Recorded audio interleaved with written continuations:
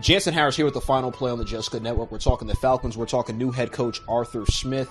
Me and Sean Fowler, we just got done watching his press conference. Sean, what are your thoughts on Arthur Smith and some of the stuff he was saying? Well, I liked it. His first press conference here in Atlanta for the Atlanta Falcons. He seems a little bit like he kind of has an edge. He seems, assertive. And I feel like with the Falcons, we really haven't had that, honestly, to me, since Jim Moore back in 2004 when we reached the NFC Championship. And what I mean by assertive is, this kind of brings, different culture, more of an assertiveness, and, he demands respect from his players, and I think he's definitely going to earn it from them. So, from hearing what Arthur Smith said, he said, we're going to be a fast and physical football team.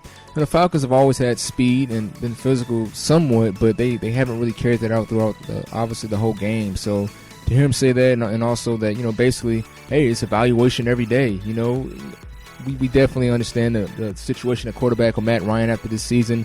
It's not a guarantee he'll be back, Jansen, So hearing him basically, of course, elude from the question, if everyone's basically under evaluation every day, I kind of like that as well, saying, hey, everybody has to earn their job. Just because we still have you under contract doesn't necessarily mean that I'm going to say right off the top, you're my guy. So from what Arthur Smith said today, I like what he said. He seems like he's going to bring somewhat of a culture back to the Falcons, and I'm excited to see. Absolutely, and we're going to talk about that Matt Ryan thing in a second, but I loved how he was talking about adapting, right, holding players accountable. Even if they're the best players on the team, he seems serious. He seems ready to go. Exactly. He seems ready for that draft. I know the Falcons draft at number 4, and that's going to be a big pick, Sean, what they do with that, if they're going to trade back, if they're going to stay at 4, get a quarterback.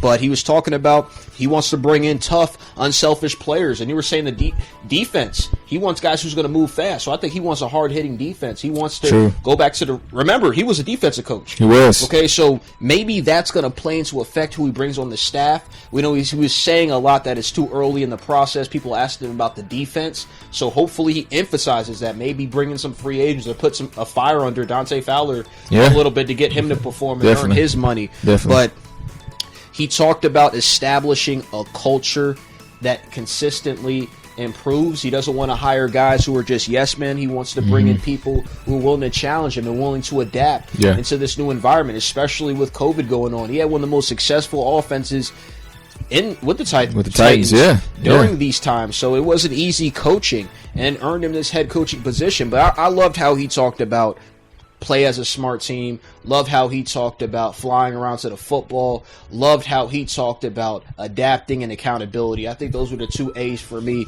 was adapting and accountability. So I loved how he talked about things.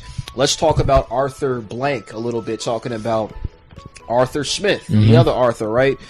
Talked about Joe Gibbs, man. Yeah, I like Joe that. Gibbs with the text message, Super Bowl winning head coach Joe Gibbs saying, this young man did a great job.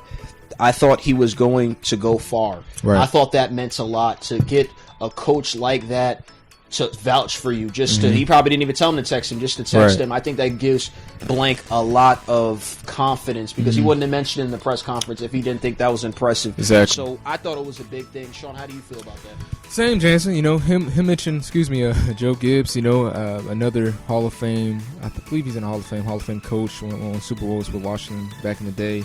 It was good to see that the thing he mentioned about Arthur Smith was humility. He kept saying humility a lot in the press conference, saying how much of a hard worker he was as well. And I know those can sound like cliche, but it's not always a guarantee with these coaches. We see coaches that are hire and fire, and I just don't see that with Arthur Smith. I definitely again I like his willingness. He's excited. He's a new head coach. It always brings his challenges there, but from what Arthur Blank said about Arthur Smith, his humbleness and his want to really bring another culture here. I like what he said about Arthur Smith, and also I meant to say this as well about Arthur Smith, is that you mentioned he's sort of familiar with the defense side of the ball, and he also was offensive coordinator for the Titans last year. I like that, because sometimes when you're a head coach, whatever fits you, say like a Bill Belichick, defense is his main thing. So sometimes when you're suited or you have more familiarity with one side of the ball, you probably won't tend to go to the opposite side of football as much, because that's not your forte. But I like that he does have familiarity with the defense, and also he's an offensive coordinator, so he give advice on both sides of the football. You know what I mean? So that's something I did like about excuse me, that's something I also like that Arthur Smith is very knowledgeable about as well. Although he was the offensive coordinator last year, he's familiar with the defense as well. Absolutely, and I think Blank in his decision-making process and what really made Arthur Smith stand out to him and Rich McKay was how he stayed with the Titans so long. He said that was rare.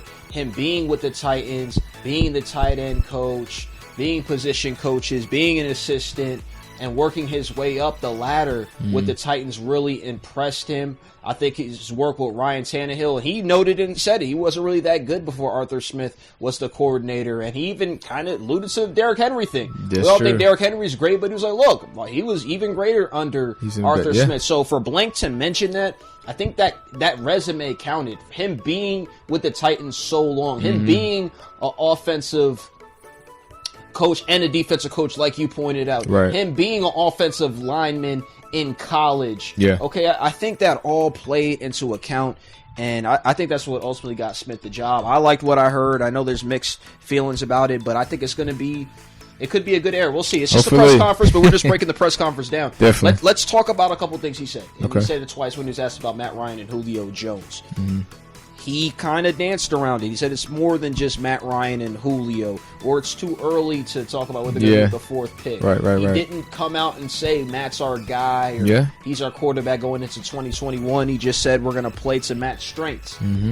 But he didn't commit to him. Do you think that's a big deal? I mean, I think it's a typical response. He's a new head coach. He just got there, I think, a couple of days ago, so he's not going to outright just say, oh, this is our guy, from the get-go. He has to continue to, like you said, he's going to evaluate. He has to get evaluated every day. So, I kind of expected that answer, but at the same time, I mean, hey, when new coaches come, new regime. We seen last year with the Carolina Panthers. They had Matt Rule. He was saying that he likes Cam Newton, this and that. Cam Newton is released about a month later, and they bring in Teddy Bridgewater. I bring that up because usually a new coaching staff, we talked about this a lot during the year, Jansen. They infiltrate their own coaches coming in, and they just clean slates. So, I mean, with Matt Ryan, I definitely think it's going to be an ongoing process, but I'm not surprised with the answer. I think, I'm not going to say it's disturbing. I know it's early, but I thought he would come out and co-sign Matt Ryan a little bit more. I thought he would.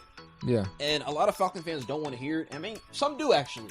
Some want to hear it. I think that fourth pick is going to be on a quarterback.